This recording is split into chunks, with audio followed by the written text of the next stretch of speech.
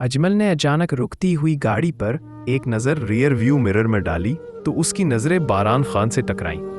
बारान की आंखों में सुर्खी नहीं थी, बल्कि वो दर्द भरी आग दहक रही थी जो किसी इंसान को अंदर से जला देती है।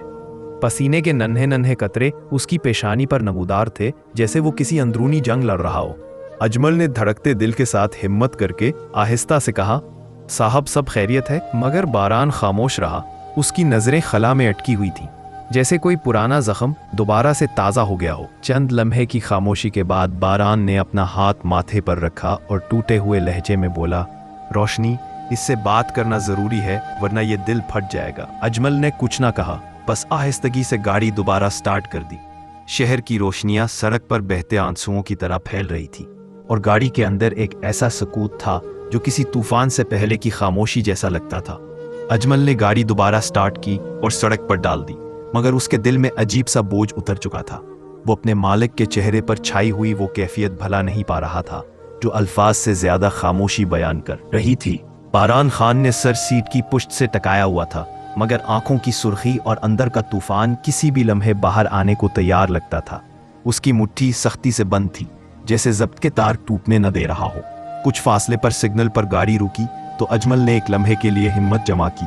आहिस्ता से बोला, साहिब, अगर आप चाहें तो मैं रोशनी बीबी को फोन कर दूं, शायद बात कुछ आसान हो जाए। बारान ने आंखें खोली, अजमल की बात सुनी, मगर जवाब में सिर्फ एक कड़वा सा मुस्कुराहट दी जो दुख और बेबसी के बीच कहीं खो गई। फिर वो धीरे से बोला, नहीं अजमल, कुछ बातें फोन पर नहीं होती, उन्हें आंखों की सच्चाई चाहिए। उसके लहजे में इतनी शिद्दत थी कि अजमल की जुबान बंद हो गई। सिग्नल सब्ज हुआ, गाड़ी ने दोबारा रफ्तार पकड़ी और शहर की रात की रोशनियों में एक कहानी अपने अंजाम की तरफ बढ़ने लगी। बारान की नजरें अब खिड़की के शीशे से बाहर थीं, मगर दिल कहीं और, रोशनी के अपार्टमेंट के दरो दीवार में, जहां शायद उसकी किस्मत का फैसला होना था। अजमल ने अचानक रुकती हुई गाड़ी के साथ ही डरी हुई नजरों से रियर व्यू मिरर में झांका। अजमल, गाड़ी रोको। बारान खान की भारी और लरसती हुई आवाज ने जैसे गाड़ी के अंदर का सारा सुकूत तोड़ दिया। अजमल ने फौरन ब्रेक दबाया। गाड़ी एक झटके से रुकी और उसके दिल में वसवसे जाग उठे। वो तेजी से मुड़कर बोला, क्या हुआ? आप ठीक तो हैं? बारान खान की हालत गैर थी। आंखों की लाली जैसे जलते अंगारे, चेहरे पर पीलाहट और सांसें बूझल। उसने अंगूठे और शहादत की उंगली से अपनी आंखें जोर से मिली और हल्की आवाज में कहा, पानी, पानी की बोतल दो। अजमल ने घबराकर डैशबोर्ड पर नजर दौड़ाई, बोतल उठाई और दो हाथों से आगे बढ़ाई। बारान ने कमजोर सा हाथ बढ़ाया, सरा मरोड़कर बोतल मिन्हा से लगा ली। पानी के चंद घूंट अंदर उतरे तो भी सुकून न आया। उसके कांपते हाथ और पसीने से भीगी हुई पेशानी सब कुछ कह रही थी कि वो अंदरूनी जंग हार रहा है। साहब, आपकी तबीयत ठीक नहीं लग रही, प्लीज घर चले वापस। इस हालत में रोशनी बीबी के पास जाना मुनासिब नहीं होगा। अजमल के लहजे में फिक्र और आजिज़ी दोनों शामिल थे, जैसे वो सिर्फ एक मुलाजिम नहीं बल्कि एक मुखलिस दोस्त की तरह अपने आका के लिए सोच रहा हो। मगर बारान की सुर्ख आंखों में एक जिद और बेबसी की मिली जुली कैफियत थी। उसने आहिस्तगी से बोतल नीचे रखी, फिर खिड़की के पार अंधेरी रात और सड़क की रोशनियां देखते हुए भारी सांस ली और बोला, अजमल, कुछ फैसले जिंदगी में ऐसे होते हैं जिन्हें मुलतवी नहीं किया जा सकता। रोशनी से बात आज होनी है, अभी होनी है, चाहे मेरा वजूद साथ दे या ना दे।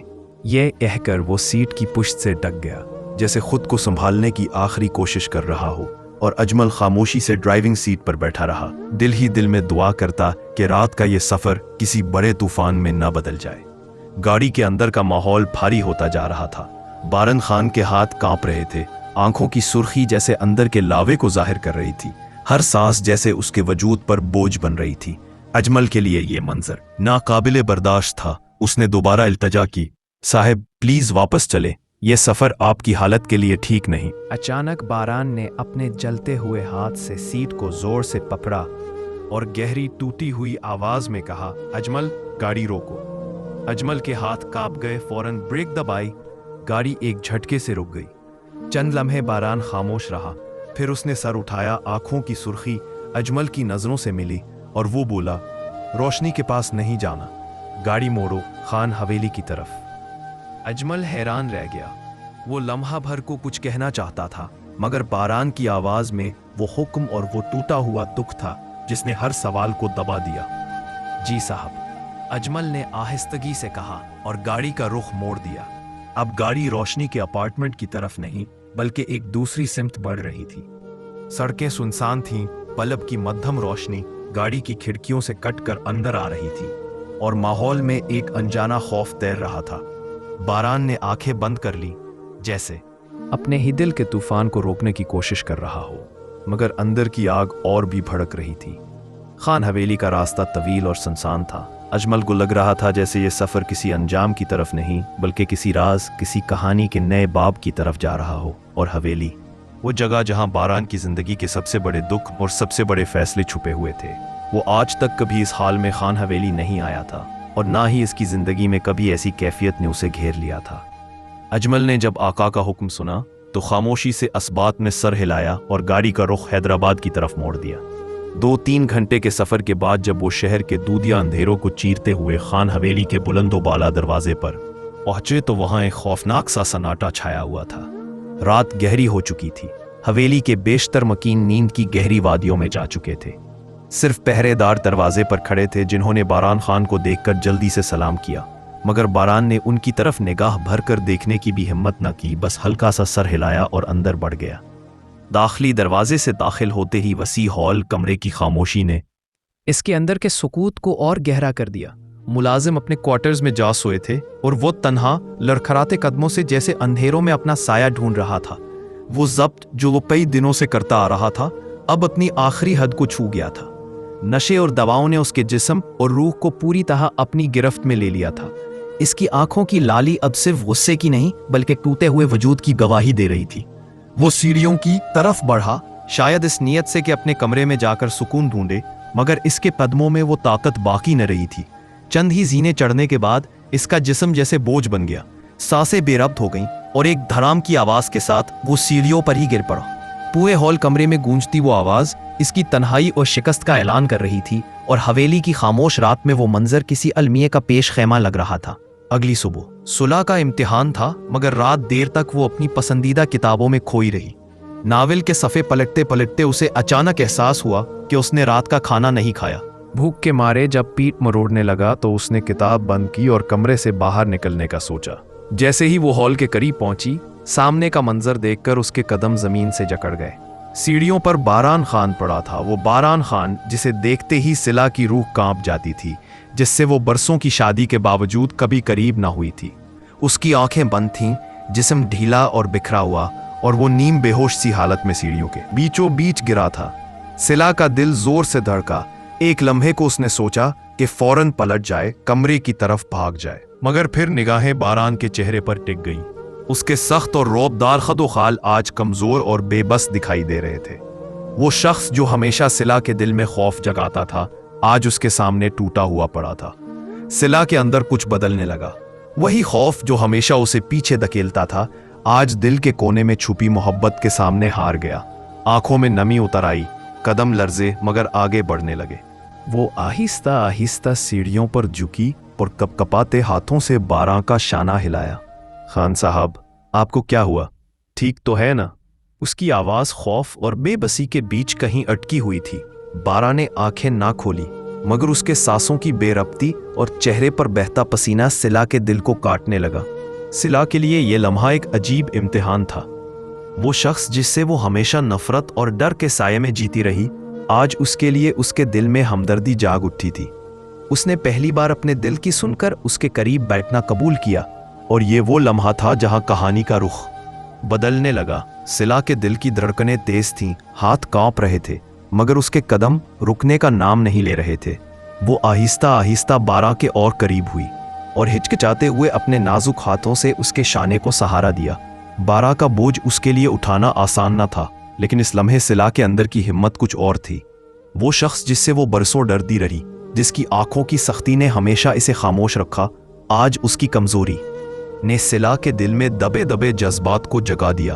खान साहब, उठे, आपको कमरे तक जाना है। सलाह की आवाज लर्ज रही थी, मगर उसमें एक नरमी, एक अपनाइयत थी जो पहले कभी न थी। बारान नीम बेहोशी में, नशे और थकन के बोझ तले, जैसे उस आवाज को पहचानने की कोशिश कर रहा था। उस सर उठाया, मगर फिर से झुक गया।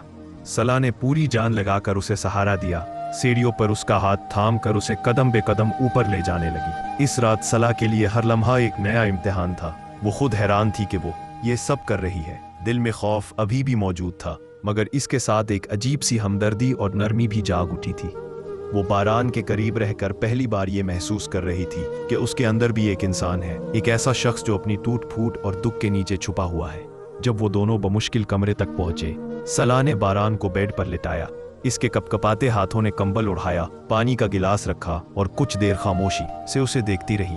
बारान नीम बेहोशी में था, मगर सला की आंखों में पहली बार एक अजीब सा सुकून उतर आया। ये वो लम्हा था जब बरसों के फासले और दीवारें जैसे टूटने लगीं और एक नए रिश्ते की लकीर दिलों के बीच जागने लगी। सिला ने जैसे ही बुरान को बेड तक छोड़ा, वो तुर्श चेहरे के साथ गहरी सांस लेते ही बिस्तर पर गिर गया। सिला का दिल अंदर ही अंदर से कांप उठा। वो जल्द अज जल्द कमरे से निकल जाना चाहती थी। अभी वो कदम आगे बढ़ाने ही लगी थी कि अचानक बुरान की नीम बेहोश आंखों में हल्की सी रोशनी झलकी और उसने एक झटके से सिला का नाजुक हाथ थाम लिया। सिला घबरा गई, दिल की धड़कन तेज हो गई, लेकिन उसके कदम जमीन में जैसे जम गए। वो कुछ समझ पाती उससे पहले ही बुरान ने उसे अपनी तरफ खींच लिया। सिला बेबस होकर सीधा बुरान के चौड़े सीने से टकरा गई। वो लम्हा ऐसा था जैसे वक्त थम गया हो। बुरान के वजूद की गर्मी सिला की रूह तक सरायत कर गई। उसके सारे बदन में सनसनी दौड़ गई, दिल कांपने लगा। खान प्लीज छोड़े मुझे, ये क्या कर रहे हैं आप? सिला की आवाज लरज रही थी। वो तड़पने लगी जैसे कोई परिंदा पिंजरे से निकलने की कोशिश करता है, मगर बुरान ने अपने मजबूत बाजुओं में उसे और जकड़ लिया। सला की सांसें बेतरतीब होने लगी। आंखों में खौफ भी था और अनजानी कैफियत भी, जो इसने पहले कभी महसूस न की थी। वो सदियों से इस शख्स से डरती रही थी, लेकिन आज इसकी पुरबत ने दिल के किसी और ही दर को खोल दिया था। बुरान के करीब आते ही इसकी नस नस जैसे जागने लगी हो। बुरान की खुरदरी सांसें इसके कानों से टकरा रही थी और सला को यूं लग रहा था जैसे उसका दिल अभी धड़कन तोड़ देगा। टूटने लगी और एक नए रिश्ते की लकीर दिलों के बीच जागने लगी। सला ने जैसे ही बुरान को बेड तक छोड़ा, वो तुरश चेहरे के साथ गहरी सांस लेते ही बिस्तर पर गिर गया। सला का दिल अंदर ही अंदर से कांप उठा। वो जल्द अज जल्द कमरे से निकल जाना चाहती थी। अभी वो कदम आगे बढ़ाने ही लगी थी कि अचानक बुरान की नीम बेहोश आंखों में हल्की सी रोशनी झलकी और उसने एक झटके से सला का नाजुक हाथ थाम लिया। सला घबरा गई, दिल की धड़कन तेज हो गई, लेकिन उसके कदम जमीन में जैसे जम गए। वो कुछ समझ पाती उससे पहले ही बुरान ने उसे अपनी तरफ खींच लिया। सला बेबस होकर सीधा बुरान के चौड़े सीने से टकरा गई। वो लम्हा सिला के लिए कैद भी था और आज़ादी भी, खौफ भी था और अनजानी मोहब्बत की पहली हल्की सी झलक भी। और शायद ये वो लम्हा था जिसमें बरसों से दबे हुए रिश्ते ने खामोशी से अपनी पहली सांस ली।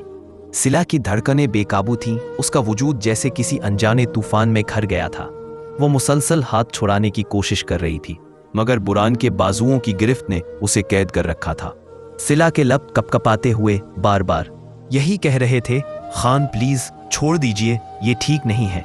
मगर बुरान की आंखों में आज कुछ और था। वो कड़वाहट, वो गुस्सा, वो बेरखी जो हमेशा सिला को खौफजदा करती थी, आज कहीं गुम हो चुकी थी।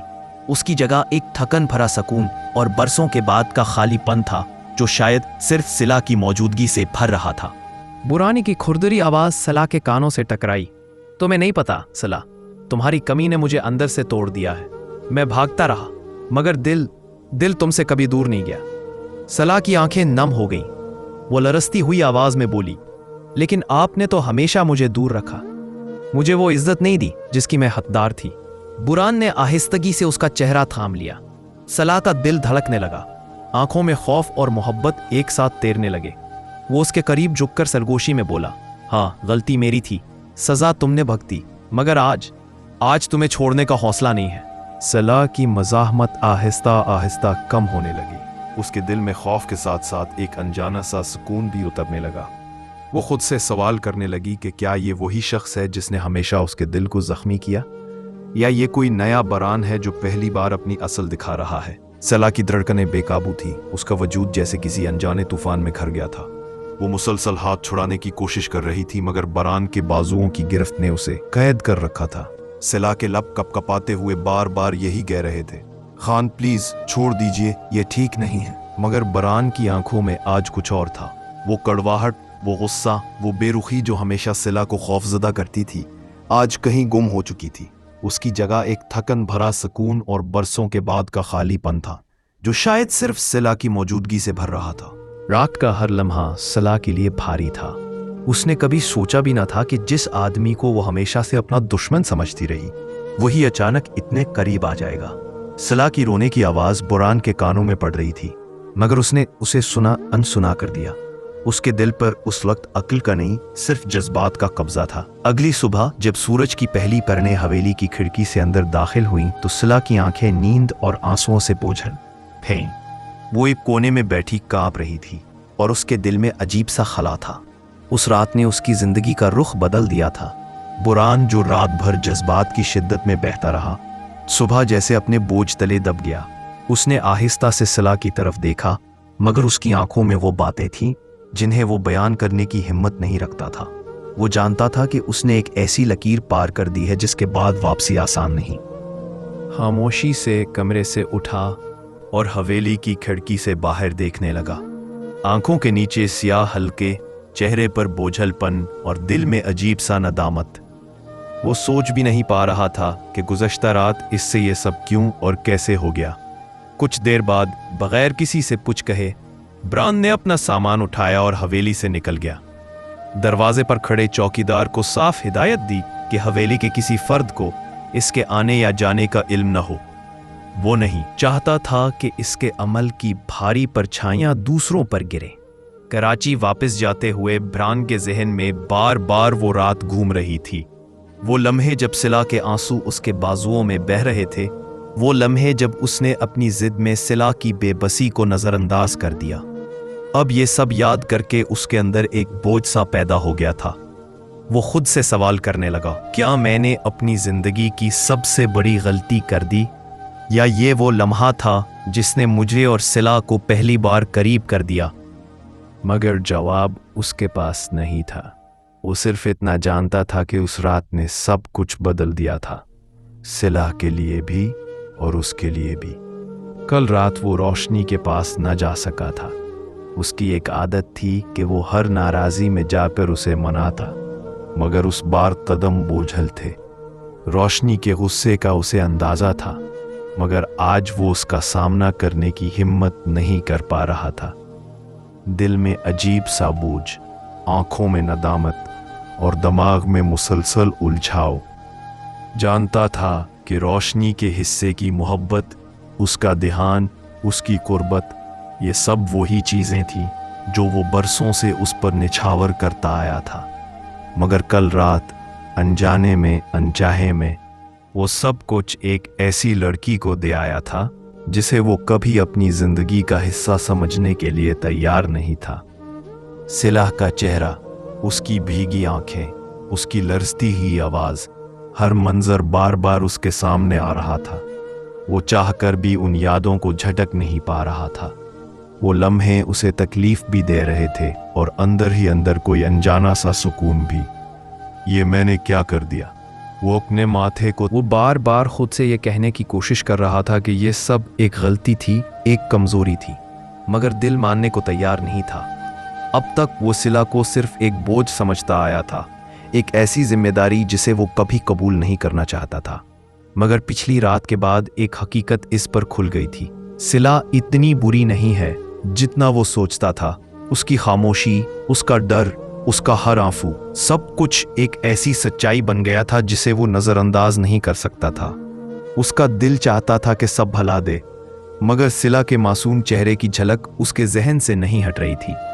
यह एहसास उसे अंदर से चीर रहा था कि शायद वो सिला के साथ नाइंसाफी करता आया है, और पहली बार वो सोचने पर मजबूर हो गया था कि इस लड़की का वजूद महज एक साया नहीं बल्कि एक हकीकत है जो अब उसकी जिंदगी का हिस्सा बनने लगी है। कमरे में फैली हुई तेज रोशनी ने इमरान खान को चौंका दिया। वो लम्हा भर को घबरा गया, जैसे दिल की धड़कन अचानक रुक गई हो। वो नजरें घुमाकर इर्द गिर्द देखने लगा। ये तो उसका कमरा ही नहीं था। उसके कमरे में हमेशा हल्की मध्यम रोशनी रहती थी जो उसकी तबीयत को सुकून देती थी, लेकिन ये जगह बिल्कुल अजनबी थी। पर्दे खुले हुए थे और रोशनी अंदर छन छन कर आ रही थी। वो आगे बढ़ा तो अचानक उसकी नजर सिला पर पड़ी, जो खामोशी से खिड़की के पास बैठी थी। उसके हाथों में तस्बीह थी और चेहरे पर अजीब सा सुकून, लेकिन आंखों में छुपा दर्द वाज़ेह था। बरान के कदम जैसे ज़मीन में गड़ गए। कल रात रोशनी की नाराज़गी ने उसे बेहाल कर दिया था, लेकिन आज सिला का चेहरा देखकर उसे अपनी सोचों की तलखी पर शर्मिंदगी हुई। सिला ने आहिस्ता से नज़रें उठाकर उसकी तरफ देखा। वो नज़र ऐसी थी जैसे दिल को आईना दिखा गई हो। ना शिकायत, ना इल्ज़ाम, बस एक खामोश सवाल कि क्या मेरा कोई हक नहीं था। बरान ने लब खोलने चाहे, लेकिन अल्फाज साथ छोड़ गए। सिर्फ आंखें झुक गईं और दिल में अजीब सा बोझ उतर गया। कमरे की रोशनी और सिला की खामोशी, ये दोनों मिलकर उसके दिल को हिला गई थीं।